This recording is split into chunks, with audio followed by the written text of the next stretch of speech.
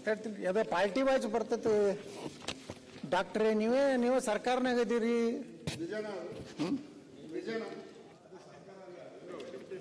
Deputy CM ಅವರೇ ಅದಾರೆ.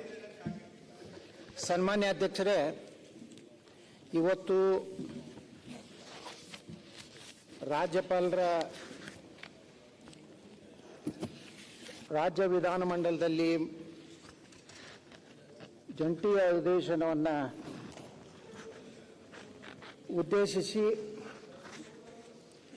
ಬರಲಿರುವಂತಹ ವರ್ಷದಲ್ಲಿ ಈ ಸರ್ಕಾರದ ನೀತಿ ನಿರೂಪಣೆಗಳ ಬಗ್ಗೆ ಮತ್ತು ಕಳೆದ ಒಂದು ವರ್ಷದಲ್ಲಿ ಏನು ಸರ್ಕಾರ ಏನು ಸಾಧನೆಗಳನ್ನು ಮಾಡಿದೆ ಅನ್ನೋದ್ರ ಬಗ್ಗೆ ಒಂದು ಅವಲೋಕನವನ್ನು ರಾಜ್ಯಪಾಲರ ಮೂಲಕ ಇವತ್ತು ಯಾವುದೇ ಸರ್ಕಾರ ಇರಲಿ, ಯಾವುದೇ ಪಕ್ಷದ ಸರ್ಕಾರ ಇರಲಿ, ಅದು ಒಂದು ಸಂಪ್ರದಾಯ, ಒಂದು ಪದ್ಧತಿ. ಈ ಒಂದು ರಾಜ್ಯಪಾಲರ ಭಾಷಣದ ಮೇಲೆ ಮಾತನಾಡಲಿಕ್ಕೆ ಅವಕಾಶ ಕೊಟ್ಟಿದ್ದಕ್ಕೆ ತಮಗೆ ಧನ್ಯವಾದಗಳನ್ನು ಸಲ್ಲಿಸಿ, ಇವತ್ತು ನಮ್ಮ ಮುಖ್ಯಮಂತ್ರಿಗಳು ಭಾಳ ತಮ್ಮ ಸರ್ಕಾರದ ಬೆನ್ನು ತಟ್ಟಿಕೊಂಡು ಇವತ್ತು ಹೇಳಿದ್ದಾರೆ, ಮಹತ್ವಾಕಾಂಕ್ಷೆಯ ಕಲ್ಯಾಣ ಯೋಜನೆಗಳಿಂದಾಗಿ ರಾಜ್ಯ ಅಭಿವೃದ್ಧಿಯಲ್ಲಿ ಹಿಂದೆ ಬೀಳುತ್ತದೆ, ರಾಜ್ಯದ ಹಣಕಾಸು ವ್ಯವಸ್ಥೆ ಹದಗೆಡುತ್ತದೆ ಎಂದು ಹಲವಾರು ಭವಿಷ್ಯ ನುಡಿದಿದ್ದರು. ಆ ಭವಿಷ್ಯವನ್ನು ಸರ್ಕಾರ ಸುಳ್ಳು ಮಾಡಿದೆ. ಪ್ರತಿಯೊಂದು ವಲಯದಲ್ಲೂ ರಾಜ್ಯವು ಉತ್ತಮವಾದ ಸಾಧನೆಗಳನ್ನು ದಾಖಲಿಸಿದೆ. ರಾಜ್ಯದ ಆದಾಯ ಹೆಚ್ಚುತ್ತಿದೆ. ರಾಜ್ಯಕ್ಕೆ ಖಾಸಗಿ ಬಂಡವಾಳ ದಾಖಲೆ ಪ್ರಮಾಣದಲ್ಲಿ ಹರಿದು ಬರುತ್ತಿದೆ ಅನ್ನುವಂಥದ್ದನ್ನು ಕಲ್ಯಾಣ ಕಾರ್ಯಕ್ರಮಗಳ ಸಮರ್ಪಕ ಅನುಷ್ಠಾನದಿಂದಾಗಿ ಅಸಮಾನತೆ ತೀವ್ರತೆ ಕಡಿಮೆ ಆಗ್ತಾ ಇದೆ ಅಂಥೇಳಿ ತಮ್ಮ ಸರ್ಕಾರದ ಕಳೆದ ಒಂದು ವರ್ಷದಲ್ಲಿ ತಂದಂಥ ಗ್ಯಾರಂಟಿ ಯೋಜನೆಗಳ ಬಗ್ಗೆ ಸಮರ್ಥನೆಯನ್ನು ಮಾಡಿಕೊಳ್ಳಿಕ್ಕೆ ಪ್ರಯತ್ನವನ್ನು ಮಾಡಿದ್ದಾರೆ. ಅದೇ ಒಂದು ವ್ಯವಸ್ಥೆಯಲ್ಲಿ ಅದೇ ಹೆಚ್ಚುವರಿ ಮುಖ್ಯ ಕಾರ್ಯದರ್ಶಿಗಳು ಏನಿವತ್ತು ಸನ್ಮಾನ್ಯ ಮುಖ್ಯಮಂತ್ರಿಗಳ ಆರ್ಥಿಕ ಸಲಹೆಗಾರರಿಗೆ ಪರಿವರ್ತನೆ ಆಗಿದೆ. ಅವರೊಂದು ಹೇಳಿಕೆಯನ್ನು ಕೊಡ್ತಾರೆ. ಏನಪ್ಪ ಅಂದರೆ ಆರ್ಥಿಕ ಇಲಾಖೆ ಹೆಚ್ಚುವರಿ ಮುಖ್ಯ ಕಾರ್ಯದರ್ಶಿಗಳು ಪ್ರಸಕ್ತ 2024-25ನೇ ಆರ್ಥಿಕ ವರ್ಷದಲ್ಲಿ ಸ್ವಂತ ತೆರಿಗೆಯಿಂದ ಈವರೆಗೆ 68% ಆದಾಯ ಸಂಗ್ರಹವಾಗಿದೆ. ಬಾಕಿ 3 ತಿಂಗಳಲ್ಲಿ ವಾರ್ಷಿಕ ಗುರಿಯಷ್ಟು ತೆರಿಗೆ ಸಂಗ್ರಹಾಲಯ ಸವಾಲು ಇದೆ. GST ಕರ ಸಮಾಧಾನ ಪ್ರಕ್ರಿಯೆಯಲ್ಲಿ ಹೆಚ್ಚಿನ ಆದಾಯ ನಿರೀಕ್ಷಿಸಿದ್ದು ಎಲ್ಲ ಮೂಲಗಳಿಂದ ವಾರ್ಷಿಕ ಗುರಿಯಷ್ಟು ತೆರಿಗೆ ಸಂಗ್ರಹಕ್ಕೆ ಸಾಧ್ಯವಿರುವ ಎಲ್ಲ ಪ್ರಯತ್ನಗಳನ್ನು ನಡೆಸಲಾಗುತ್ತಿದೆ.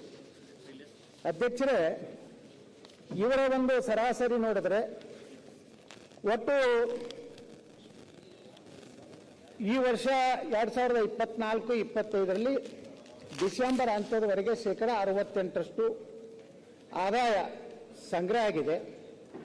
ಉಳಿದ ಜನವರಿ, ಫೆಬ್ರವರಿ, ಮಾರ್ಚ್ 60,000 ಕೋಟಿ ರೂಪಾಯಿ ತೆರಿಗೆ ಸಂಗ್ರಹಿಸಬೇಕಾದಂಥ ಕಠಿಣ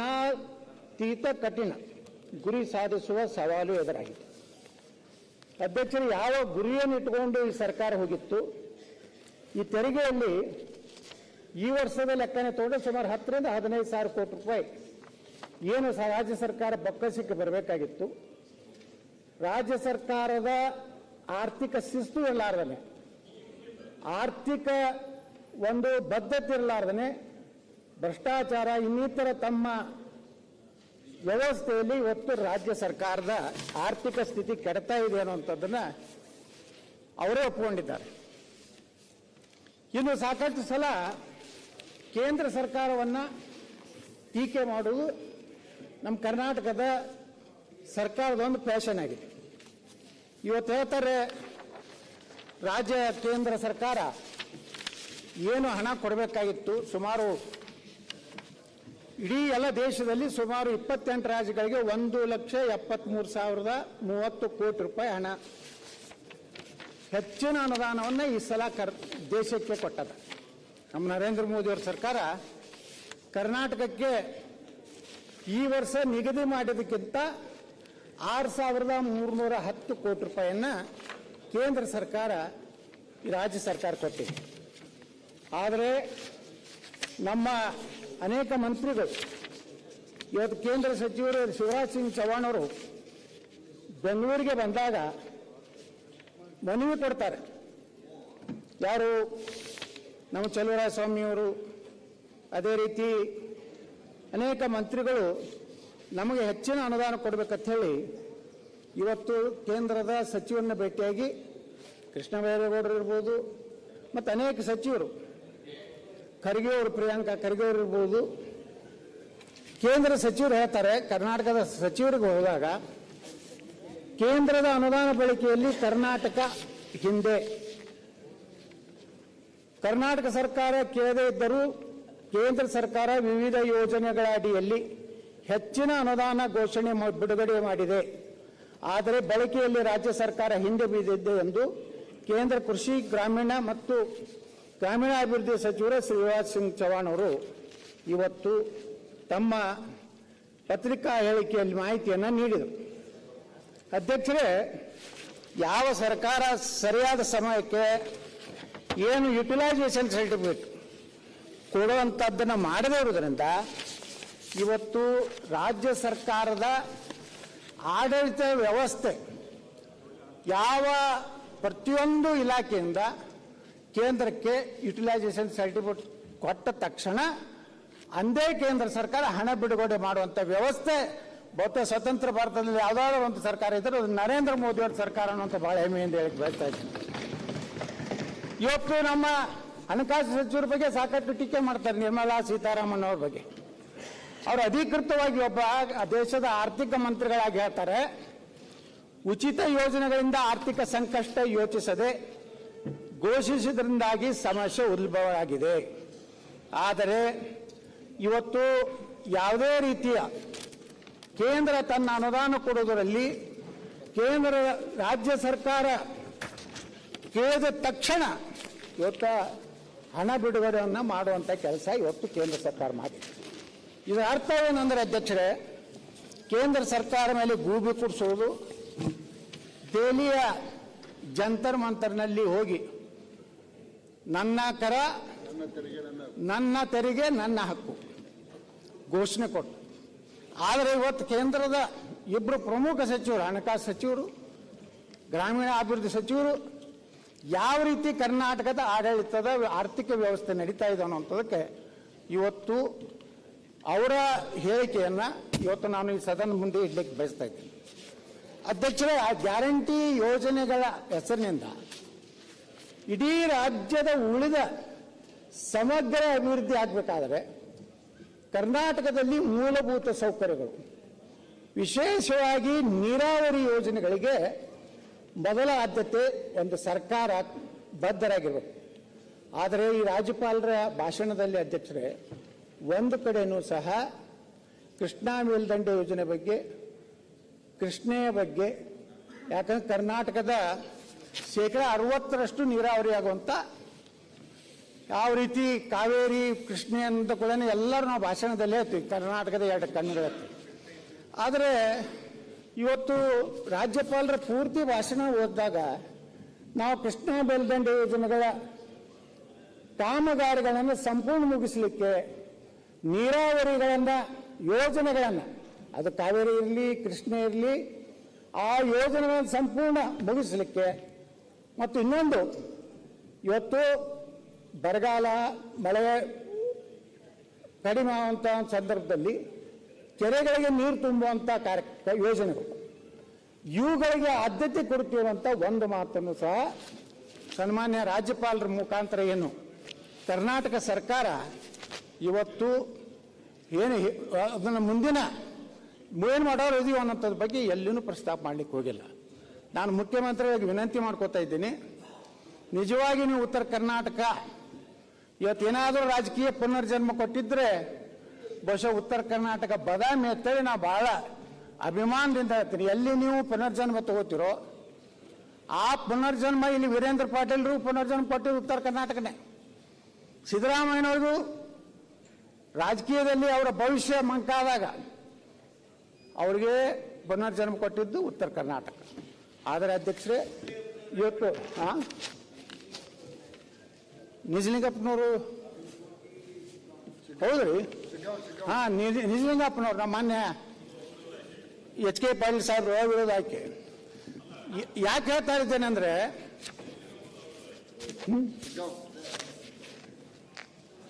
ಅಧ್ಯಕ್ಷರೇ, ಈ ರೀತಿ ನಮ್ಮ ಉತ್ತರ ಕರ್ನಾಟಕ ಹಿಂದುಳಿದ ಭಾಗ ಈ ನೀರಾವರಿ ಯೋಜನೆಗಳನ್ನು ಯಾವುದೇ ಸರ್ಕಾರ, ನಮ್ಮ ಸರ್ಕಾರ ಇದ್ದಾಗೂ ನಾನು ಮಾತಾಡಿದ್ದೇನೆ. ಅವಾಗೂ ನಮ್ಮವ್ರು ಹೇಳಿದ್ರು 25,000 ಕೊಡ್ತೀವಿ, ವರ್ಷಕ್ಕೆ 25,000 ಕೋಟಿ ರೂಪಾಯಿ ಕೊಡ್ತೀನಿ ಅಂದರು. ಬಜೆಟ್ನಲ್ಲಿನ ನಮ್ಮ ಮುಖ್ಯಮಂತ್ರಿಗಳು ಅವಾಗ ಹೇಳಿರಲಿಲ್ಲ. ಅವಾಗೂ ನಾವು ಎದ್ದು ಪ್ರತಿಭಟನೆ ಮಾಡಿದ್ದೇನೆ. ಇವತ್ತು ಮುಖ್ಯಮಂತ್ರಿ ಸಿದ್ದರಾಮಯ್ಯನವರು ಸಹ ಕೂಡಲ ಸಂಗಮದಲ್ಲಿ ಇವರು ಪ್ರತಿಜ್ಞೆ ಮಾಡಿದ್ರು, ನಾನು ಮುಖ್ಯಮಂತ್ರಿಯಾಗಿ ಅದು ಬಂದರೆ ಪ್ರತಿ ವರ್ಷ 10,000 ಕೋಟಿ ರೂಪಾಯಿ ಹಣವನ್ನು ಕೊಡ್ತೇನೆ. ಕೃಷ್ಣಗೆ 2013 ಅವ್ರು 5 ವರ್ಷ ಮುಖ್ಯಮಂತ್ರಿ ಇದ್ದರು, 10,000 ಕೋಟಿನೂ ಕೊಡಲಿಲ್ಲ, ಯೋಜನೆಯೂ ಪೂರ್ಣ ಆಗಲಿಲ್ಲ. ಇವತ್ತು ಅಧ್ಯಕ್ಷರೇ, ಇವತ್ತು ನಮ್ಮ ಒಟ್ಟು ಸ್ಕೀಮ್ ಬಿಯತೆಯನ್ನು ನಾವು ಕರೀತಾ ಇದ್ದೀವಿ. ಸುಮಾರು 173 TMC ನೀರನ್ನು ಸದ್ಬಳಕೆಯನ್ನು ನಾವು ಮಾಡ್ಕೋಬೇಕಾಗಿದೆ. ಈ ಸಾಮರ್ಥ್ಯ ಏನಿದೆ, ಕೃಷ್ಣಾ ಮೇಲ್ದಂಡೆ ಯೋಜನೆ 1ನೇ ಹಂತ ಮತ್ತು 2ನೇ ಹಂತ ಯೋಜನೆ ಬಹಳಷ್ಟು ಪೂರ್ಣಗೊಂಡಿದ್ದು 6,08,000 ಹೆಕ್ಟೇರ್ಗಳಿಗೆ ನೀರಾವರಿ ಸೌಲಭ್ಯ ಒದಗಿಸಲಾಗಿದೆ. ಇದು ಸ್ಕೀಮ್ ಎದಲ್ಲಿ ಆದಂಥ ಒಂದು ಬೆಳವಣಿಗೆ. ಆದರೆ ಅಧ್ಯಕ್ಷರೇ, ಇವತ್ತು ಇನ್ನು 2ನೇ ಹಂತದಲ್ಲಿ ಇವತ್ತು ಲ್ಯಾಂಡ್ ಎಕ್ವಿಸಿಷನ್ ಆಗಬೇಕಾಗಿದೆ. ಈಗಾಗಲೇ ಮಾನ್ಯ ಮುಖ್ಯಮಂತ್ರಿಗಳು ಬೆಳಗಾವಿಯಲ್ಲಿ ಸರ್ವಪಕ್ಷದ ಶಾಸಕರನ್ನ ನೀರಾವರಿ ಹೋರಾಟಗಳನ್ನು ಕರೆದು ಸಭೆ ಮಾಡಿದ್ರು. ನಾವು ಒಂದೇ ಕಂತಿನಲ್ಲಿ ಹಣ ಕೊಡ್ತೀವಿ, ಆದಷ್ಟು ಬೇಗನೆ ಹಣ ಬಿಡುಗಡೆ ಮಾಡ್ತೀನಿ ಅಂತೇಳಿ ಇವತ್ತು ಮಾನ್ಯ ಮುಖ್ಯಮಂತ್ರಿಗಳು ಏನು ಹೇಳಿದ್ರು, ಇವತ್ತಿನವರೆಗೂ ನಮ್ಮ ರೈತರ ಜಮೀನನ್ನು ಭೂಸ್ವಾಧೀನ ಮಾಡ್ಕೋದಾಗಲಿ, ಪುನರ್ವಸತಿ ಕೇಂದ್ರಕ್ಕೆ ಇವತ್ತೇನು ಸುಮಾರು 15,092 ಎಕರೆ ಇವತ್ತು ಏನೋ ಭೂಸ್ವಾಧೀನ ಮಾಡ್ಕೋಬೇಕು. ಈ ನೀರಾವರಿಯಿಂದ ಸುಮಾರು 173 TMC ನೀರಿನಿಂದ ಮುಳುಗಡೆಯಾಗುವಂಥ ಪ್ರದೇಶ ಸುಮಾರು 1,75,470 ಎಕರೆ. ಈ ಒಂದು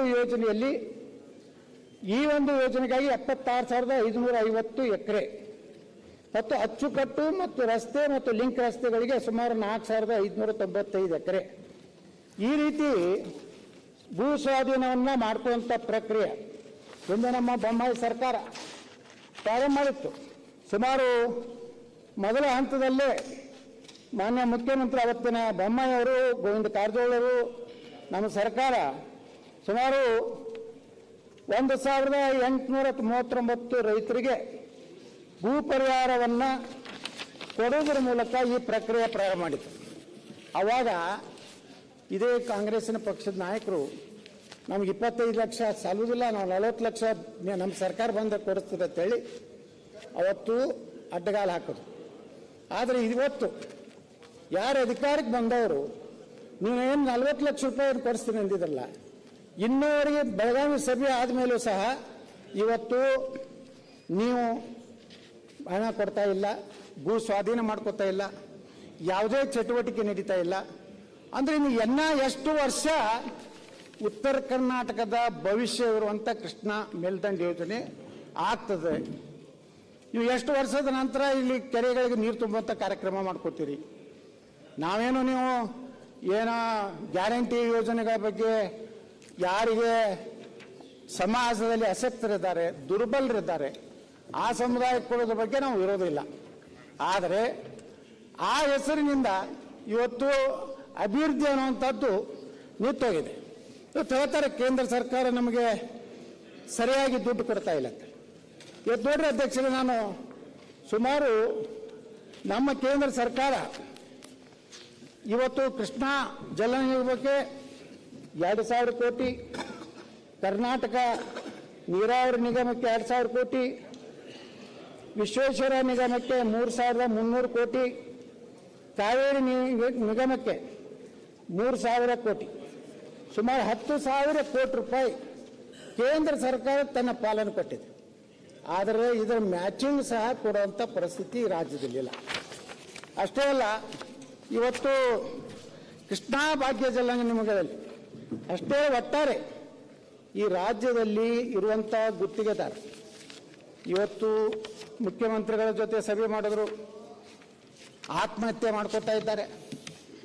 ಎಷ್ಟೋ ಗುತ್ತಿಗೆದಾರರು ತಮ್ಮ ಹಲವಾರು ವರ್ಷಗಳಿಂದ ಗಳಿಸಿದಂಥ ಆಸ್ತಿಗಳನ್ನು ಮಾರ್ಕೊಂಡು ಇವತ್ತು ಸಾಲದ ಬಡ್ಡಿಯನ್ನು ತುಂಬುವಂಥ ಪರಿಸ್ಥಿತಿಗೆ ಬಂದಿದ್ದಾರೆ. ಅಥವಾ ಬೀದರ್ ಜಿಲ್ಲೆಯಲ್ಲಿ ಒಂದು ಆತ್ಮಹತ್ಯೆ ಆಯಿತು ಗುತ್ತಿಗೆದಾರದು. ಈ ರೀತಿ ಎಷ್ಟು ಗುತ್ತಿಗೆದಾರ ಬಂದು ನಮ್ಮ ಶಾಸಕರಿಗೆ, ನಮ್ಮ ಮಂತ್ರಿಗಳಿಗೆ ಭೇಟಿಯಾಗಿ ಏನು ಹಿಂದೆ ಬಿಜೆಪಿ ಸರ್ಕಾರದಾಗಿರೋ ಭ್ರಷ್ಟಾಚಾರಕ್ಕಿಂತ ಇವತ್ತು ಭ್ರಷ್ಟಾಚಾರ ಹೆಚ್ಚಾಗಿದೆ ಅಂತ ಹೇಳ್ತಾರೆ. ನಮ್ಮ ಮೇಲೆ 40% ಅಂತ ಹೇಳಿದ್ರು. ನಾವು ಅದನ್ನು ತನಿಖೆ ಮಾಡ್ತೀವಿ ಅಂದರು. ತನಿಖೆ ಮಾಡಿದವ್ರಿಗೆ ಶಿಕ್ಷೆ ನಾವು ಮಾಡಿಸ್ತೀವಿ ತಂದರು. ಆದರೆ ಅಧ್ಯಕ್ಷರೇ, ನೀವು 2 ವರ್ಷಕ್ಕೆ ಸಮೀಪ ಆಯಿತು, ಇನ್ನೂವರೆಗೆ 40%ನ ಏನು ನಮ್ಮ ಮೇಲೆ ಒಂದು ಆರೋಪ ಮಾಡಿದ್ರಿ ಅದನ್ನು ಪ್ರೂವ್ ಮಾಡಲಿಕ್ಕೆ ಆಗಲಿಲ್ಲ. ಈಗ ಅದೇ ಗುತ್ತಿಗೆದಾರ ಹೇಳ್ತಾ ಇದ್ದಾರೆ ಬಿಜೆಪಿ ಸರ್ಕಾರ ಭಾಳ ಚೆನ್ನಾಗಿತ್ತು, ಈ ಸರ್ಕಾರ ಬಂದ ಮೇಲೆ ನಮ್ಮ ಪರಿಸ್ಥಿತಿ ಅಧೋಗತಿಗೆ ಹೋಗಿದೆ, ಅದೇ ಸರ್ಕಾರ ಅಂತ ನೆನಪಿಸುವಂಥ ಪರಿಸ್ಥಿತಿ ಇವತ್ತು ನಿರ್ಮಾಣ ಆಗಿದೆ. ಕರ್ನಾಟಕದ ಗುತ್ತಿಗೆದಾರರಿಗೆ ಇವತ್ತು ಬಿಲ್ ಪಾವತಿ ಆಗ್ತಾ ಇಲ್ಲ. ಹೈದರಾಬಾದದ ಒಂದು ಕಂಪನಿಗೆ 250 ಕೋಟಿ ಒಂದೇ ದಿವಸ ರಿಲೀಸ್ ಆಗ್ತದೆ. ಅದು ಕರ್ನಾಟಕದ ಗುತ್ತಿಗೆ ಈಗ 250 ಕೋಟಿ ರೂಪಾಯಿ ನಿಮ್ಮಲ್ಲಿ ಇದೆ ಅಂದರೆ ಅದು ಕರ್ನಾಟಕ ನೀರಾವರಿ ನಿಗಮದಲ್ಲಿ ಇವತ್ತು ನನ್ನ ಬಳಿ ದಾಖಲೆ ಇದೆ ಅಧ್ಯಕ್ಷರೇ. ಆ ಒಬ್ಬನೇ ಗುತ್ತಿಗೆದಾರ ದಿಲ್ಲಿದಿಂದ ಫೋನ್ ಮಾಡಿಸ್ತಾನೆ, ಈ 250 ಕೋಟಿ ರೂಪಾಯಿ ಚೆಕ್ ಹೋಯ್ತಾನೆ. ಈ ರಾಜ್ಯದಲ್ಲಿ ನಿಮ್ಮ ಟೈಮಲ್ಲಿ ಕೊಟ್ಟಿರೋದಲ್ವಾ ಸರ್? ನಿಮ್ಮ ಟೈಮಲ್ಲಿ ಕೊಟ್ಟಿರೋದಲ್ವಾ ಗುತ್ತಿಗೆ? ಬಿಜೆಪಿ ಟೈಮಲ್ಲಿ ಕೊಟ್ಟಿರೋ ಗುತ್ತಿಗೆದಾರ ಅಲ್ವಾ? ಬಿಡ್ರಿ, ಅದು ಬಿಜೆಪಿ ಬಿಡ್ರಿ. ಈಗ ನೀವು ಬಂದ್ಮ್ಯಾಗ ಏನು ಮಾಡ್ಲಕತ್ತಿರೋದು ಹೇಳ್ರಿ. ಉಳಿಕಿದ್ ಬರೀ ಬಿಜೆಪಿ ಬಿಟ್ಟು ಕೆಲಸ ಇಲ್ಲ ನಿಮ್ಗೆ. ಅಧ್ಯಕ್ಷರೇ, ಕರ್ನಾಟಕದ ಗುತ್ತಿಗೆದಾರಿಗೆ ಹಣ ಬಿಡುಗಡೆ ಆಗ್ತಾ ಇಲ್ಲ. ಇವತ್ತು ಕೃಷ್ಣಾ ಏನು ಭಾಗ್ಯ ಜಲ ನಿಗಮ ಇದೆ, ಅದರಲ್ಲಿ ಸುಮಾರು 212 ಕೋಟಿ ರೂಪಾಯಿ ಹಳೆ ಗುತ್ತಿಗೆದಾರ ಬಿಡುಗಡೆ ಆಗ್ತದೆ. ಈ ರೀತಿ ಕರ್ನಾಟಕದ ಗುತ್ತಿಗೆದಾರರಿನ ಅವ್ರು ನಮ್ಮವ್ರು ಇದ್ದಾರೆ, ಅವ್ರು ನಮ್ಮ ರಾಜ್ಯದವರು ಇದ್ದಾರೆ. ನೀವು ಆಂಧ್ರದ ಗುತ್ತಿಗೆದಾರರಿಗೆ ಪೂರ್ಣ ಹಣ ಕೊಡ್ತೀರಿ, ಎಷ್ಟು ರಿಲೀಸ್ ಆಗ್ತೈತಿ, ಎಷ್ಟು LOC ಸಿಗ್ತದೆ ಕೊಡ್ತೀರಿ. ಆದರೆ ಈ ರಾಜ್ಯದ ಮಣ್ಣಿನ ಮಕ್ಕಳು ಯಾರು ಗುತ್ತಿಗೆದಾರ ಬೇರೆ ಇಲ್ಲ. ಯಾವನೋ ರೈತನ ಮಗ, ಯಾವನೋ ಹಳ್ಳಿಯಿಂದ ಬಂದ ಏನೋ ಸಿವಿಲ್ ಆಗಿದ್ದಕ್ಕೆ ಒಂದು ಗುತ್ತಿಗೆ ಮಾಡೋನಿಗೆ ನೀವು ಹಣ ಕೊಡ್ತಾ ಇಲ್ಲ. ಯಾವ ರೀತಿ ನೀವು ಗುತ್ತಿಗೆದಾರರ ರಕ್ಷಣೆಯನ್ನು ಮಾಡ್ತಾ ಇದ್ದೀವಿ ಅನ್ನುವಂಥದ್ದು ಇಲ್ಲಿ ಬಹಳ ಮಹತ್ವ. ಅಧ್ಯಕ್ಷರೇ, ಇವತ್ತು ನಾವು ಗ್ಯಾರಂಟಿಗಳನ್ನು ತಂದಿದ್ದೀವಿ, 100ಕ್ಕೆ 100 ನಾವು ಜಾರಿ ಮಾಡಿದ್ದೀವಿ. ನಾವು ನುಡಿದಂತೆ ನಡೆದ ಸರ್ಕಾರ ಅದು ಅಂದೋ ಹೇಳ್ತಾರೆ ಮುಖ್ಯಮಂತ್ರಿಗಳು. ಅದು ಯಾರೋ ಬಂದು ಅವರಿಗೆ ಯಾವುದೋ ಪ್ರಶಸ್ತಿ ಏನದು ವಿದೇಶದವ್ರು ಬಂದು ಹಾಡು ಹೊಗಳಿ ಈ ಸರ್ಕಾರ ತಂದಂಥ ಏನು ಗ್ಯಾರಂಟಿ ಯೋಜನೆ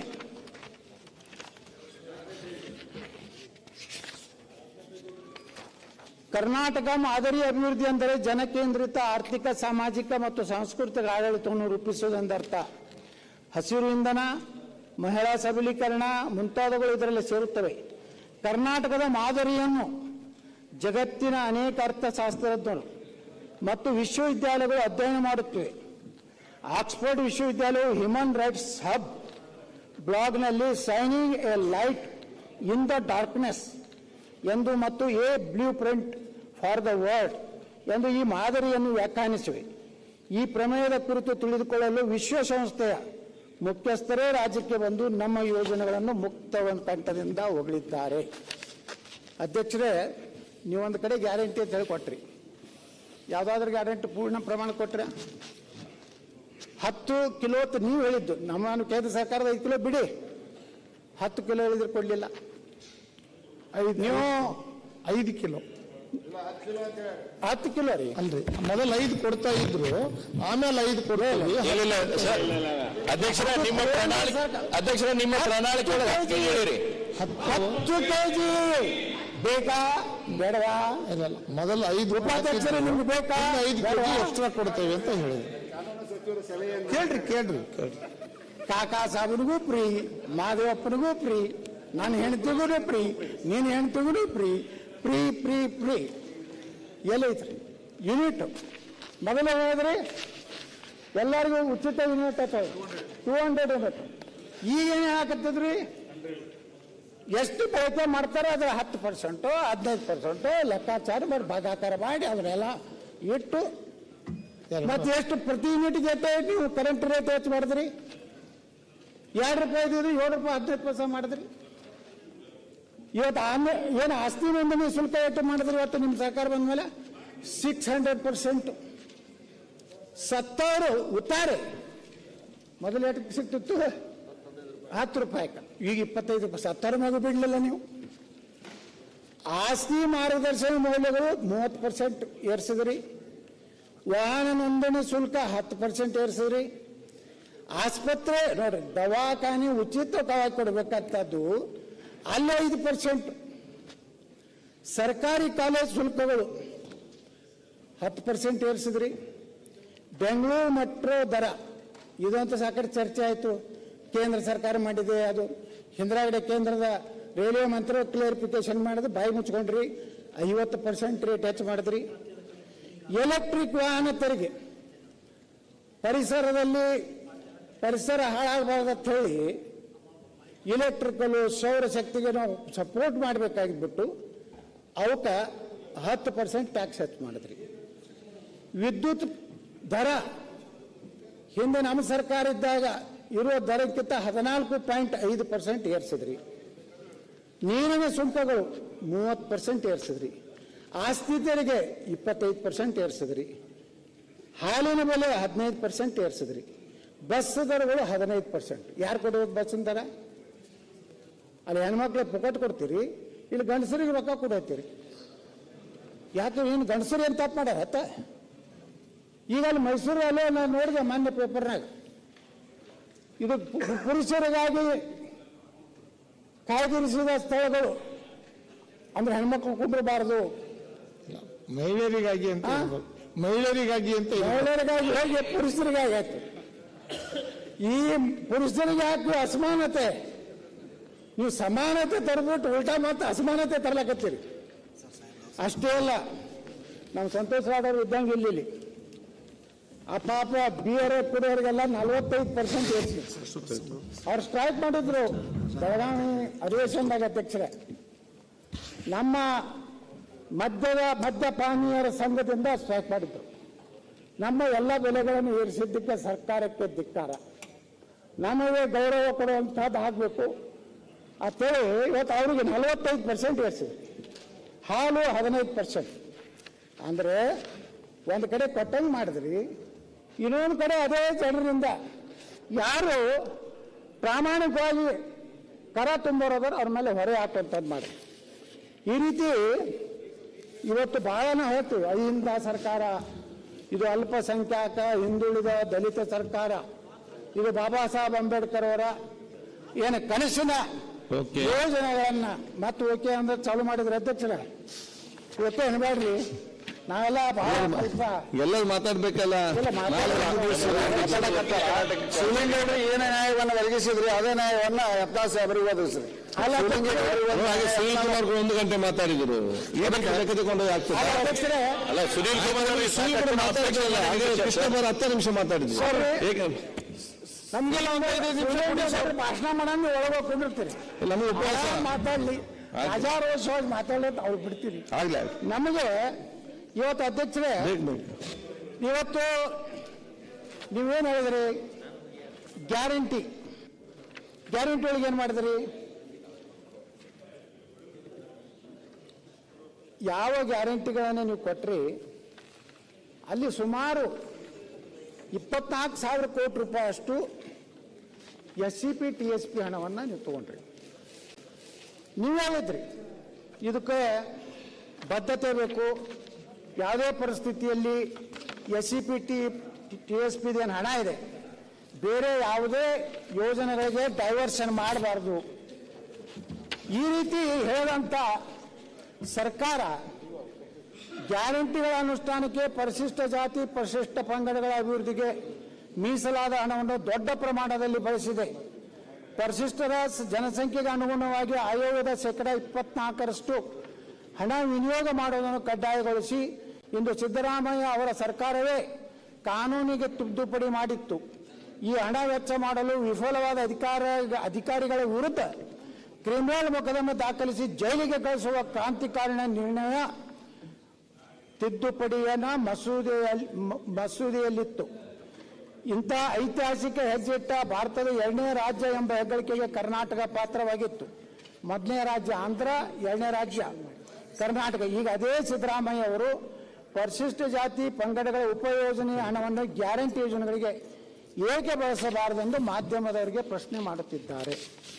ಅಧ್ಯಕ್ಷರೇ, ಸುನೀಲ್ ಕುಮಾರ್ ಅವರದು ನಮ್ಮ ಡಾಕ್ಟರ್ BR ಅಂಬೇಡ್ಕರ್ ಅವರ ಅಭಿವೃದ್ಧಿ ನಿಗಮದ ಒಂದು ಉತ್ತರ ಇದೆ. ನಮ್ಮ ಸರ್ಕಾರ ಇದ್ದಾಗ, ಬೊಮ್ಮಾಯಿ ಸರ್ಕಾರ ಇದ್ದಾಗ ನಾವು 2022-23 218 ಕೋಟಿ ರೂಪಾಯಿಗಳನ್ನು ಮೀಸಲಿಟ್ಟಿದ್ವಿ. ನೀವು ಅಹಿಂದ ಸರ್ಕಾರ, ದಲಿತರ ಸರ್ಕಾರ, ದಲಿತರು ಉದ್ಧಾರ ಮಾಡುವಂಥ ಧೀಮಂತ ನಾಯಕ ಅಹಿಂದ ನಾಯಕ ಶ್ರೀ ಸಿದ್ದರಾಮಯ್ಯನವರು ಬಂದ ಮೇಲೆ 2023-24ರಲ್ಲಿ 124 ಕೋಟಿಗೆ ಇಳಿಸಿದ್ವಿ. ಎಷ್ಟು ಇಳಿದಂಗಾಯ್ತು? 100 ಕೋಟಿ ರೂಪಾಯಿ ಒಂದು ನಿಗಮದ್ದು. ಇನ್ನು ಯಾವ್ಯಾವ ನಿಗಮದಾಗ ಎಟ್ಟೆಟ್ಟು ಆಗಿದೆ? ಅಂಬೇಡ್ಕರ್ ನಿಗಮ 100 ಕೋಟಿ ರೂಪಾಯಿ ಬಿಡುಗಡೆ ಆಗಿದೆ. ವೆಚ್ಚ 25 ಕೋಟಿ, ಶೇಕಡ ಸಾಧನೆ 25%. ತಾಂಡಾ ಅಭಿವೃದ್ಧಿ ನಿಗಮ 60 ಕೋಟಿ, ಅದರ ಸಾಧನೆ 25%. ಚರ್ಮ ಕೈಗಾರಿಕಾ ಅಭಿವೃದ್ಧಿ ನಿಗಮ 35 ಕೋಟಿ, ಅದು ಒಟ್ಟೆ ಎಷ್ಟು ಖರ್ಚು ಮಾಡ್ಯಾರ ಅಂದ್ರೆ 0.75 ಅಂದರೆ 75 ಲಕ್ಷ. ಅದೇ ರೀತಿ ಜಾತಿ ಮತ್ತು ಬುಡಕಟ್ಟು ಆಯೋಗ ಕೊಡುಗೆ 3,78,00,000. ಎಷ್ಟು ಜನಾಂಗ ಇದೆ ಅಧ್ಯಕ್ಷರೇ ಇವತ್ತು? ಜಾತಿ ಬುಡಕಟ್ಟು ಜನಾಂಗದಲ್ಲಿ ಅಲ್ಲಿ ಖರ್ಚು ಮಾಡಿದ್ದು 61 ಲಕ್ಷ. ಭೂಮಿ ಅಭಿವೃದ್ಧಿ ನಿಗಮ 55 ಕೋಟಿ, ಅಲ್ಲಿ ಸಾಧನೆ 25. ಆದಿಜಾಂಬವ ಅಭಿವೃದ್ಧಿ ನಿಗಮ 50 ಕೋಟಿ, 25%. ಅಂದರೆ ಸುಮಾರು 332 ಕೋಟಿ 53 ಲಕ್ಷ ನೀವು ಹಂಚಿಕೆ ಮಾಡಿರ್ಲ. ಆದರೆ ಬಿಡುಗಡೆ ಆಗಿದ್ದಷ್ಟು 88 ಕೋಟಿ 78 ಅಂದರೆ 78 ಲಕ್ಷ. ಈ ರೀತಿ ಮಾತ್ರ ನಿಗಮಗಳಿಗೆ ಇವತ್ತು ಬಿಡುಗಡೆ ಮಾಡಿದ್ದಾರೆ. ಕೇವಲ ಪರ್ಫಾರ್ಮೆನ್ಸ್ ಎಷ್ಟಿದೆ ಅಂದರೆ 25%. ಇದು ದೀನ ದಲಿತರ ಬಗ್ಗೆ, ದಲಿತರ ಉದ್ಧಾರದ ಬಗ್ಗೆ ಇವತ್ತು ನಮ್ಮ ಸರ್ಕಾರ ಏನು ಹೇಳಿದೆ, ಇದು ಈ ಸರ್ಕಾರದ ಸಾಧನೆ. ಅಧ್ಯಕ್ಷರೇ, ಇವತ್ತು ಈ ಗ್ಯಾರಂಟಿ ಯೋಜನೆ ಏನು ನಮ್ಮ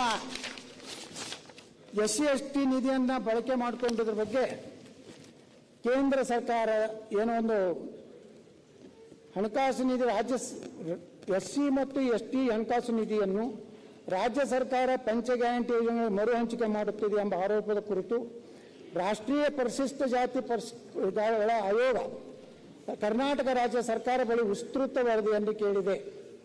ಕರ್ನಾಟಕದ ರಾಜ್ಯದ ಮುಖ್ಯ ಕಾರ್ಯದರ್ಶಿಗೆ ನೀಡಿದ ಅಧಿಕೃತ ಸಂವಹನದಲ್ಲಿ ಕರ್ನಾಟಕ ಸರ್ಕಾರವು ಪಂಚ ಗ್ಯಾರಂಟಿ ಯೋಜನೆಗಳಿಗೆ ಜಾರಿಗೆ ತರಲು SC/ST TSP ಅಭಿವೃದ್ಧಿಗೆ ಮೀಸಲಾಗಿರುವ 14,730 ಕೋಟಿ ರೂಪಾಯಿಗಳ ಹಣವನ್ನು ಮರು ಹಂಚಿಕೆ ಮಾಡಲು ನಿರ್ಧರಿಸಿದೆ ಅನ್ನೋ ವಿಚಾರ ಬಗ್ಗೆ ಸ್ಪಷ್ಟನೆ ನೀಡಬೇಕು ಅನ್ನುವಂಥದ್ದನ್ನು ಇವತ್ತು ಆ ಒಂದು ರಾಷ್ಟ್ರೀಯ SC ಕಮಿಷನ್ದವರು ಮಾಹಿತಿಯನ್ನು ಕೇಳುವಂಥ ಪರಿಸ್ಥಿತಿ ರಾಜ್ಯದಲ್ಲಿ ಬಂದಿದೆ. ಈ ರೀತಿ ಯಾವ ಒಂದು ಯೋಜನೆ ಇವತ್ತು ಎಲ್ಲ ಸಮುದಾಯಗಳಿಗೆ ಬರಬೇಕಾಗಿತ್ತು, ಈ ಸರ್ಕಾರ ಕೊಡೋದರಲ್ಲಿ ವಿಫಲ ಆಗಿದೆ. ಅದೇ ರೀತಿ ಅಧ್ಯಕ್ಷರೇ, ಕರ್ನಾಟಕದ ಆರ್ಥಿಕ ಪರಿಸ್ಥಿತಿ ಎಷ್ಟು ಹದಗೆಟ್ಟಿದೆ ಅಂದರೆ, ಕೇಂದ್ರ ಸರ್ಕಾರ I extend my sincere gratitude to the central government for approving and undertaking several national highway projects in the state. The state government has been providing full cooperation in the implementation. ಅಂತ ಹೇಳಿ ಪ್ರಧಾನ ಕಾರ್ಯದರ್ಶಿಗಳು ಲೋಕೋಪಯೋಗಿ ಇಲಾಖೆದವರು ಕೇಂದ್ರ ಸರ್ಕಾರದ ಅಧಿಕಾರಿಗಳಿಗೆ ಏನು secretary minister of road transport and highways ಅವ್ರಿಗೆ ಪತ್ರ ಬರೀತಾರೆ. ಯಾವ್ಯಾವ Yadgir bypass, Kokkanur Yelburga Gajendragad bypass, Maski Sindhanur bypass, Shikarpura bypass, ಇವೆಲ್ಲ ಕೂಡಿ 140 ಕೋಟಿ ರೂಪಾಯಿ ಯೋಜನೆ.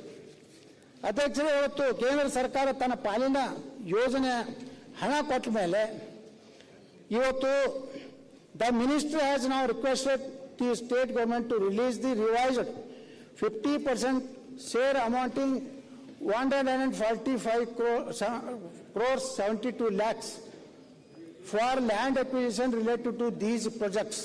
At present, due to the financial constraint, the state government is unable to release the amount immediately. ಇದು ಸರ್ಕಾರ ದಿವಾಳಿ ಆಗಿದ್ದಕ್ಕೊಂದು ಸಾಕು. ನಿಮ್ಮಲ್ಲಿ ಬರೀ 145 ಕೋಟಿ ರಾಜ್ಯ ಸರ್ಕಾರ ತನ್ನ ಪಾಲನೆ ಕೊಡಲಿಕ್ಕೆ ಹಣ ಇಲ್ಲ ಅಂತೇಳಿ ಪ್ರಿನ್ಸಿಪಲ್ ಸೆಕ್ರೆಟರಿ ಅವರು ಕೇಂದ್ರದ secretary minister of road transport highway ಅವರಿಗೆ ಬರೀತಾ ಇದ್ದಾರೆ. ಇದರ ಅರ್ಥ ಏನಂತಂದ್ರೆ, ಕರ್ನಾಟಕದ ಆರ್ಥಿಕ ಸರಿ ಇಲ್ಲ ಅನ್ನುವಂಥದ್ದು ಬಹಳ ಸ್ಪಷ್ಟವಾಗಿ ಇವತ್ತು ನಾವು ಹೇಳ್ಬೋದು. ಅಧ್ಯಕ್ಷರೇ, ಇವತ್ತು ರಾಜ್ಯದಲ್ಲಿ ನಾವೆಲ್ಲ ಚರ್ಚೆ ಮಾಡ್ತಾ ಇದ್ವಿ, ಏನು ಕಾನೂನಿನ ವ್ಯವಸ್ಥೆ, ಕಾನೂನು ಯಾವ ರೀತಿ ಇದೆ, ಯಾವ ರೀತಿ ಕಾನೂನು ಪರಿಸ್ಥಿತಿ ಏನಿದೆ. ಇವತ್ತು ರಾಜ್ಯದಲ್ಲಿ ನಾಗಮಂಗಲ, ಮೈಸೂರಿನ ಉದಯಗಿರಿ ಹಾಡು ಹಗಲೇ ಪೊಲೀಸ್ ಸ್ಟೇಷನ್ ಮೇಲೆ ದಾಳಿ ಮಾಡ್ತಾರೆ. ಅವ್ರನ್ನ ಹಿಡಿಯುವಂಥ ಪೊಲೀಸರಿಗೆ ನೈತಿಕ ಬಲ ಕೊಡುವಂಥ ಕೆಲಸ ಈ ಸರ್ಕಾರ ಮಾಡ್ತಿಲ್ಲ. ಯಾರು ತಮ್ಮ ಸಮುದಾಯದ ನ್ಯಾಯಕ್ಕಾಗಿ ಬೆಳಗಾವಿಯ ಸುವರ್ಣಸೌಧ ಮುಂದೆ ನಮ್ಮ ಲಿಂಗಾಯತ ಪಂಚಮಸಾಲಿಗಳು ನ್ಯಾಯ ಕೊಡ್ರಂತ ಹೇಳಿ ಹೋರಾಟ ಮಾಡಿದ್ರೆ, ಒಬ್ಬ ಪೊಲೀಸ್ ಅಧಿಕಾರಿ, ಆ ADGP ರ್ಯಾಂಕಿನ ಅಧಿಕಾರಿ, ಬಿನ್ ಡ್ರೆಸ್ನಲ್ಲಿ ದುರಂಕಾರದಿಂದ ಅವ್ನು ನೋಡ್ಬೇಕಾಗಿತ್ತು. ಆ ಅಧಿಕಾರಿಯ ಸೊಕ್ಕು, ಅವನ ದಿಮಾಕು ನೋಡ್ಬಿಟ್ರೆ ಅವನೇನು ಅಧಿಕಾರಿಯೋ ರಾಕ್ಷಸನೋ ಹಂಗಾಗ್ತದೆ. ಮೊನ್ನೆ ಕೋರ್ಟ್ ಹೈಕೋರ್ಟ್ ಮೇಲೆ ಆಗ್ತಾ ಇದೆ, ಅವ್ರಿಗೆ ಶಾಸ್ತಿ ಆಗ್ತದೆ. ಅವ್ರು ಎಲ್ಲೂ ಹೋಗುದಿಲ್ಲ. ರಾಷ್ಟ್ರೀಯ ಮಾನವ ಹಕ್ಕಕ್ಕೂ ನಾವು ಕಂಪ್ಲೇಂಟ್ ಕೊಟ್ಟಿದ್ದೀವಿ. ಅವಾಗ ಗೃಹ ಮಂತ್ರಿಗಳು ಹೇಳ್ತಾರೆ, ಏನು ಅವ್ರಿಗೆ ಮುತ್ತು ಕೊಡಬೇಕಾಗಿತ್ತ? ಹಾಗಾದ್ರೆ ಉದಯಗಿರಿ ಪೊಲೀಸ್ ಸ್ಟೇಷನ್ನ ಹಕ್ಕು ಪೊಲೀಸರನ್ನ ಪೊಲೀಸ್ ಸ್ಟೇಷನ್ ಸುಡ್ತಿದ್ನಂತೇಳಿ ಒಬ್ಬ ಮತಾಂಧ ಭಾಷಣ ಮಾಡ್ತಾನಲ್ಲ, ಏನು ಕ್ರಮ ತಗೊಂಡ್ರಿ ಸರ್ಕಾರ? ಏನು ಕ್ರಮ ಏನಾಯ್ತು? ಒದ್ದು ಲಿಂಗಾಯತ ಸಮುದಾಯದ ಬೇಡಿಕೆ ಬಿಡಿದ್ರೆ ದನಕ್ಕೆ ಹೊಡೆದಂಗೆ ಹೊಡೆದ್ರು, ಮನುಷ್ಯತ್ತಿಲ್ಲಾರ್ದಂಗೆ. ಅವನು ಯಾವ ಗಡೇಕರ್ ಅಂತ ಪೊಲೀಸ್ ಅಧಿಕಾರಿಗೆ 10,000 ರೂಪಾಯಿ ಬಹುಮಾನ ಕೊಡ್ತಾರೆ ಸರ್ಕಾರ. ಅದೇ ADGP ಘೋಷಣೆ ಮಾಡಿದ ಮರುದಿವಸನೇ. ಇದು ಆಡಳಿತ ವ್ಯವಸ್ಥೆ. ಯಾವುದೋ ಒಂದು ಜನಾಂಗಕ್ಕೆ ತನ್ನ ಏನು ಮಾಡಲ್ಲ. ನಾನು ಸಾಕ್ಷಿ ಇದ್ದೇನೆ. ನಿಮಿಷ ಇಲ್ಲ, ನೀವು ಅವನಿಗೆ ಮುತ್ತು ಕೊಡ್ಬೇಕಾಗಿತ್ತ ಅವರಿಗೆ ಅಂತ ಹೇಳಿದ್ದು ಯಾವ ತಮಗೆ. ಆದ್ರೆ ಉದಯಗಿರಿನಲ್ಲಿ ಏನು ಮುತ್ತು ಕೊಡಕ್ ಹೋಗಿಲ್ಲ, ಅವನಿಗೂ ಒದ್ದು ಒಳಗಡೆ ಹಾಕಿವಿ.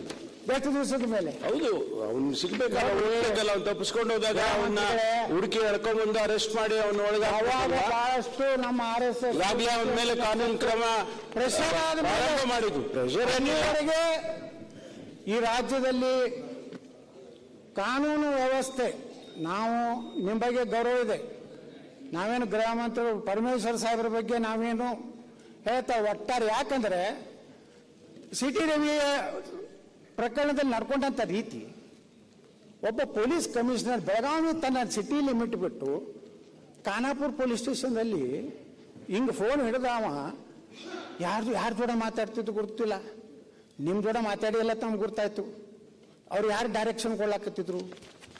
ಏನು ಒಬ್ಬ ಶಾಸಕನ ಪರಿಸ್ಥಿತಿನೇ ಈ ರೀತಿ ಆದರೆ ಆ ಪೊಲೀಸ್ ಕಮಿಷನರು ಅವ್ರ ಹಿಂದೆ ಇತಿಹಾಸ ಸರಿ ಇಲ್ಲ, ಗಲ್ಪುಲಿಗೆ ಏನೇನು ಮಾಡಿ ಬಂತಾರೆ, ಇವೆಲ್ಲ ಮಾಹಿತಿ ತರಿಸ್ರಿ ಆ ಅಧಿಕಾರಿದು.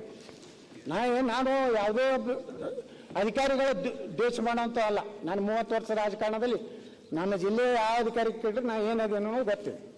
ಆದ್ರೆ ನಾ ಇಷ್ಟೇ ಹೇಳೋದು ಗೃಹ ಮಂತ್ರಿಗಳೇ, ನೀವು ಕಾನೂನು ಪ್ರಕಾರ ಇವತ್ತು ಅದ್ಮೇಲೆ 41 ಕೇಸ್ ಅದಾವೆ.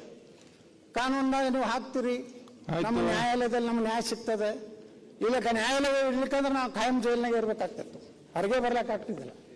ಆ ಪರಿಸ್ಥಿತಿ ಇರಲಿ. ನನ್ನ ವಿಚಾರದಲ್ಲಿ ಏನೇ ಆಗಲಿ ಅದನ್ನು ನಾನೇನು ಪ್ರಸ್ತಾವನೆ ಮಾಡಲಿಕ್ಕೆ ಹೋಗುವುದಿಲ್ಲ ಅಧ್ಯಕ್ಷರೇ. ಇವತ್ತು ಬ್ಯಾಂಕ್ ದರೋಡೆಗಳು ನಡೀತಾವೆ, ಹಗಲು ಕೊಲೆ, ATM ದರೋಡೆಗಳು, ಲ್ಯಾಂಗು ಮಚ್ಚು ಇಟ್ಕೊಂಡು ಯಾವುದೇ ಭಯ ಸರ್ಕಾರದಿಲ್ಲಾರಂತ ಇವತ್ತು ನೀವು ಯಾರು ಕೋಮಗಲಭೆ ದೇಶದ್ರೋಹಿ ಪ್ರಕರಣಗಳಿದ್ದವ್ರನ್ನ ಸರ್ಕಾರ ಇವತ್ತು ವಾಪಸ್ ತಗೋದು, ಕೇಸ್ ವಾಪಸ್ ತಗೊಂಡ್ರೆ ಪೊಲೀಸರಿಗೆ ಯಾವ ರೀತಿ ನೀವು ನೈತಿಕ ಬಲ ಉಳಿತದೆ? ಪೊಲೀಸ್ ಅಧಿಕಾರಿಗಳು ಯಾವ ರೀತಿ ಕೆಲಸ ಮಾಡ್ಲಿಕ್ಕೆ ಆಗ್ತದೆ? ಈ ರೀತಿ ಎಲ್ಲಿಗೆ ನೀವು ಮಾತಾಡಿ ಮಾತಾಡಿ ಸ್ವಲ್ಪ ನೆನಪಾಗಲ್ಲ, ಎಲ್ಲರೂ ಮಾತಾಡ್ಬೇಕಲ್ಲ. ಅದಕ್ಕೆ ಅಧ್ಯಕ್ಷರು ಎಲ್ಲರೂ ಮಾತಾಡ್ಲಿಕ್ಕೆ ತಾವು ಅವಕಾಶ ಕೊಡ್ತೀರಿ. ತಾವು ಬಹಳ ಉದಾರವಾದಿಗಳಿದ್ದೀರಿ, ಅದನ್ನು ಗೊತ್ತಿದೆ. ಅದಕ್ಕೆ ಅಧ್ಯಕ್ಷರೇ ಈ ರೀತಿ ಇವತ್ತು ಏನು ಕಾನೂನು ವ್ಯವಸ್ಥೆ ಇವತ್ತು ನೀವು ಹೇಳಿದ್ರಿ ಇಲ್ಲ ನಾವೇನು ತಪ್ಪು ಮಾಡಿಲ್ಲ, ಹಾಗಾದ್ರೆ ADGP ಬಿನ್ ಡ್ರೆಸ್ನಲ್ಲಿ ಲಾಠಿ ಚಾರ್ಜ್ ಮಾಡಲಿಕ್ಕೆ ಅಧಿಕಾರ ಇದೆ? ಸುಪ್ರೀಂ ಕೋರ್ಟ್ ಗೈಡೆನ್ಸ್ ಇದೆ, ರಾಷ್ಟ್ರೀಯ ಮಾನವ ಹಕ್ಕದವರು ಗೈಡೆನ್ಸ್ ಕೊಟ್ಟಾರೆ. ಯಾವುದೇ ಒಬ್ಬ ಅಧಿಕಾರಿ, ಪೊಲೀಸ್ ಅಧಿಕಾರಿ ಲಾಠಿ ಚಾರ್ಜ್ ಮಾಡಬೇಕಾದ್ರೆ ಮುಂಜಾಗ್ರತವಾಗಿ ಇಡೀ ಅಲ್ಲಿ ಸೇರಿದಂಥ ಜನರಿಗೆ ಕೇಳುವಂತೆ tahsildar, assistant commissioner or deputy commissioner ಅಲ್ಲಿ ಅನೌನ್ಸ್ ಮಾಡಲಿಲ್ಲ. ಇವ ಬಂದ ಲಾಠಿ ತೊಗೊಂಡು ತಾನೇ ಹೊಡ್ಲಿಕ್ಕೆ ಶುರು ಮಾಡೋದ. ಬೇನೇನು ಫಾರ್ ದುರಂಕಾರ ಇರ್ಬೋದು. ಈಗ ನಿಮ್ಮ ಸರ್ಕಾರನೇ ಬಚಾವ್ ಆಗ್ಬೋದು. ಮುಂದಿನ ಸರ್ಕಾರ ಬದಲಾವಣೆ ಆದ್ಮೇಲೆ ನೋಡೋಣ ನಮ್ಮವ್ರು ಏನೇನು ನಾಟಕ ಮಾಡ್ತಾರೋ ಅವ್ರು ನೋಡ್ತೀನಿ ನಾನು. ಹೇಳಕ್ಕಾಗಲಿ ಅಡ್ಜಸ್ಟ್ಮೆಂಟ್ ವ್ಯವಸ್ಥೆ ಇದ್ದ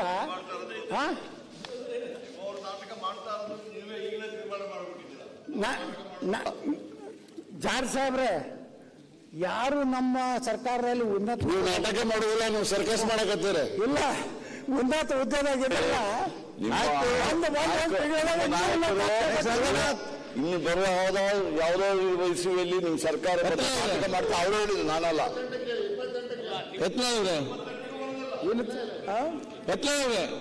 ಮುಗಿಸ್ಬೇಕು. ಇಲ್ಲ ಮುಗಿಸ್ತೀನಿ, ನೀವು ಸಮಾಧಾನ ನಿಂತ್ಕೊಳ್ತಾರೆ. ಆಗಿಲ್ಲ, ಎಲ್ಲ ಮಾತಾಡ್ಬೇಕು. ಸದಸ್ಯ ಕಾನ್ಫಿಡೇಷನ್ ತಗೊಳ್ಬೇಕು. ಸಾಕ ರೀತಿಯಿಂದ ತಾವು ಕೂತ್ರೆ ಬೇಗ ಮುಗಿತಾರೆ.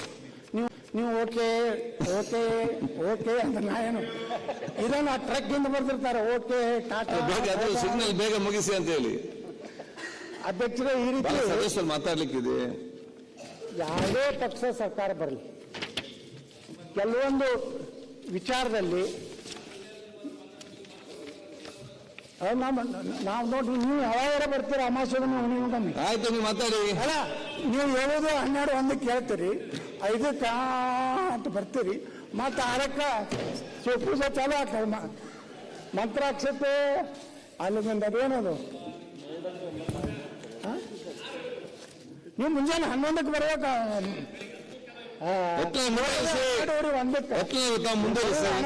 ಗೊತ್ತಿಲ್ಲ. ಅವ್ರು ನಾವು ಅಧ್ಯಕ್ಷರ ಅವ್ರು ನಾವು ಕೂಡ ಒಂದೇ ಬೆಂಚ್ಗೆ ಅಲ್ಲಿ ಕುಡಿರ್ತಿದ್ವಿ ದಂಡ್ಯಾಕ. ಆಯ್ತು, ಮುಂದುವರಿಸಿ ಅಧ್ಯಕ್ಷರ. ಇಷ್ಟೇ ನಾನು ಈ ಸಂದರ್ಭದಲ್ಲಿ ಸರ್ಕಾರಿ ನೌಕರದಾರರು ಕಳೆದ 3 ವರ್ಷದ ಅವಧಿಯಲ್ಲಿ 328 ಸರ್ಕಾರಿ ನೌಕರದಾರರ ಆತ್ಮಹತ್ಯೆ ಯಾಕಾಗ್ತಾ ಇದೆ? ಅದರಲ್ಲಿ ಬೆಂಗಳೂರು ನಗರದಲ್ಲೇ ಪೊಲೀಸರು ಇವತ್ತು ಆತ್ಮಹತ್ಯೆ ಮಾಡ್ಕೋತಾ ಇದ್ದಾರೆ. ಇದು ಸಾಮೂಹಿಕ ಅತ್ಯಾಚಾರ ಆಗ್ತದೆ. ಜೈಲಿನ ಒಳಗೆ ಇನ್ನೂ ನಿಲ್ಲದ ಅಕ್ರಮ. ಅದೇ ರೀತಿ ಇವತ್ತು ನಮ್ಮ ಏನು ಬೀದರ್ದಲ್ಲಿ ಸಿನಿಮೆಯ ಸುಟೌಟ್, ATM ಲೂಟಿ, ಹೈದರಾಬಾದಿಗೆ ಪರಾರಿ, ಅಲ್ಲೂ ಗುಂಡಿನ ದಾಳಿ, ಅಂದ್ರೆ ಏನಾಗಿದೆ ಅಂದ್ರೆ ಈ ರಾಜ್ಯದಲ್ಲಿ ಏನು ಕಾನೂನು ವ್ಯವಸ್ಥೆ ಸಂಪೂರ್ಣ ಹದಗೆಡುವುದಲ್ಲ. ಇವತ್ತು ಅಧಿಕಾರಿಗಳು ಸಹ ಆತ್ಮಹತ್ಯೆ ಯಾಕೆ ಮಾಡ್ಕೋತಾ ಇದ್ದಾರೆ ಅಂದ್ರೆ ಸರ್ಕಾರದ ಒತ್ತಡದಿಂದ. ಇವತ್ತು ನೋಡ್ರಿ, ಬೆಂಗಳೂರು ಹೊರತುಪಡಿಸಿದರೆ 328 ಸರ್ಕಾರಿ ನೌಕರದಾರರು ಆತ್ಮಹತ್ಯೆ ಮಾಡಿಕೊಂಡಿದ್ದಾರೆ. ಇದೇ ಅವಧಿಯಲ್ಲಿ 54 ಪೊಲೀಸ್ ಸಿಬ್ಬಂದಿ ಆತ್ಮಹತ್ಯೆ ಮಾಡಿಕೊಂಡಿದ್ದು 2 ವಿಭಾಗದಲ್ಲಿ ರಾಜ್ಯದ ರಾಜಧಾನಿಯೇ ಮೊದಲ ಸ್ಥಾನದಲ್ಲಿದೆ. ಬೆಂಗಳೂರು ಹೊರತುಪಡಿಸಿದರೆ ಮೈಸೂರು ನಗರ, ಬೆಳಗಾವಿ, ಹುಬ್ಬಳ್ಳಿ, ಧಾರವಾಡದಲ್ಲಿ ತಲಾ 16 ಮಂದಿ, ಗದಗ, ಕಲಬುರಗಿ ನಗರ, ಹಾಸನ, ತುಮಕೂರು ಮತ್ತು ಕರ್ನಾಟಕ ರೈಲ್ವೆ ವಿಭಾಗದಲ್ಲಿ ತಲಾ 12 ಮಂದಿ ಆತ್ಮಹತ್ಯೆ ಮಾಡಿಕೊಂಡಿದ್ದಾರೆ. ಬಾಗಲಕೋಟೆ ಮತ್ತು ಉತ್ತರ ಕನ್ನಡದಲ್ಲಿ ತಲಾ 11, ಬೆಂಗಳೂರು ನಗರ ಜಿಲ್ಲೆ ಮತ್ತು ಉಡುಪಿ ತಲಾ 10, ಉಳಿದ ಜಿಲ್ಲೆಗಳಲ್ಲಿ ಈ ಪ್ರಮಾಣದಲ್ಲಿ ಒಂದಂಕಿಯನ್ನು ಇದೆ. ಈ ರೀತಿ ಇವತ್ತು ಸರ್ಕಾರ ಏನು ಸರ್ಕಾರಿ ನೌಕರದಾರರು ಯಾಕೆ ಆತ್ಮಹತ್ಯೆ ಮಾಡ್ಕೋತಾ ಇದ್ದಾರೆ, ಅವರು ಏನು ಸಮಸ್ಯೆ ಆಗಿದ್ದರ ಬಗ್ಗೆ ನಮ್ಮ ಗೃಹ ಸಚಿವರು ಗಂಭೀರವಾಗಿ ಇದನ್ನು ಪರಿಗಣಿಸಬೇಕು. ಮತ್ತು ರಾಜ್ಯದಲ್ಲಿ ಇವತ್ತೇನು ಹದಗೆಟ್ಟಿದೆ ಅಲ್ಲ ಕಾನೂನಿನ ವ್ಯವಸ್ಥೆ, ಅದನ್ನು ಸರಿಪಡಿಸೋದ್ರ ಸಲುವಾಗಿ ಇವತ್ತು ರಾಜ್ಯ ಗೃಹ ಇಲಾಖೆ ಕೆಲಸ ಮಾಡಬೇಕು. ಅದು ಕೊನೆಯ ಒಂದು ಬೇಡಿಕೆ ಅಧ್ಯಕ್ಷನಂದು ಮುಗಿಸ್ತೇನೆ. ಇವತ್ತೇನು ಪೊಲೀಸರ ನೇಮಕಾತಿಯನ್ನು ಆಗ್ತಾ ಇದೆ, ಅವರು 4 ವರ್ಷದಿಂದ ನಿಮ್ಮ ಪೊಲೀಸ್ ಇಲಾಖೆಯಲ್ಲಿ ಕಾನ್ಫರ್ಮ್ನೇ ಮಾಡಿಲ್ಲ, ನೋಟಿಫಿಕೇಶನೇ ಆಗಿಲ್ಲ. ದಯವಿಟ್ಟು ಅವರೆಲ್ಲ ಪರಿಶಿಷ್ಟ ಜಾತಿ, ಪರಿಶಿಷ್ಟ ಪಂಗಡ, ಹಿಂದುಳಿದವರಿಗೆ 33 ವರ್ಷದವರೆಗೆ ಸ್ವಲ್ಪ ಏಜ್ ರಿಲ್ಯಾಕ್ಷನ್ ಮಾಡಬೇಕು. ಜನರಲ್ ಮೆರಿಟ್ದವ್ರಿಗೆ ಅನ್ನೋದು 30 ವರ್ಷ ಮಾಡಬೇಕು ಅನ್ನೋದು ಬೇಡಿಕೆ ಇದೆ. ಬಹಳ ಜನ ನಮಗೆ ಮೆಸೇಜ್ ಮಾಡ್ತಾ ಇದ್ದಾರೆ. ಕಳೆದ ಬೆಳಗಾವಿ ಅಧಿವೇಶನದಲ್ಲಿ ತಾವು ಏನು PSI ಪರೀಕ್ಷೆಯನ್ನು ಮುಂದೂಡಬೇಕಂತ ಹೇಳಿ ನಿಮಗೆ ಮಾನ್ಯ ಮುಖ್ಯಮಂತ್ರಿಗಳಿಗೆ ವಿನಂತಿ ಮಾಡಿಕೊಂಡಾಗ ತಾವು ಅದನ್ನು ಒತ್ತಿ ಮಾಡಿದ್ದರೆ ಎಷ್ಟೋ ಅನುಕೂಲ ನಮ್ಮ ಯುವಕರಿಗಾಗಿದೆ. ಇದನ್ನು ಮಾನ್ಯ ಗೃಹ ಮಂತ್ರಿಗಳು ಪರಿಗಣಿಸಿ ಅವ್ರಿಗೊಂದು ನ್ಯಾಯ ಕೊಡಬೇಕಂತ ಕೇಳ್ಕೊಂಡು, ಅಧ್ಯಕ್ಷರೇ, ಇವತ್ತು ತಾವು ರಾಜ್ಯಪಾಲರ ಹೊಂದಾಣಿಕೆ ಬಗ್ಗೆ ಮಾತಾಡಲಿಕ್ಕೆ ಅವಕಾಶ ಕೊಟ್ಟಿದ್ದಕ್ಕೆ ಧನ್ಯವಾದಗಳು ಸಲ್ಲಿಸಿ ನಾನು ಮಾತು ಮುಗಿಸ್ತೇನೆ.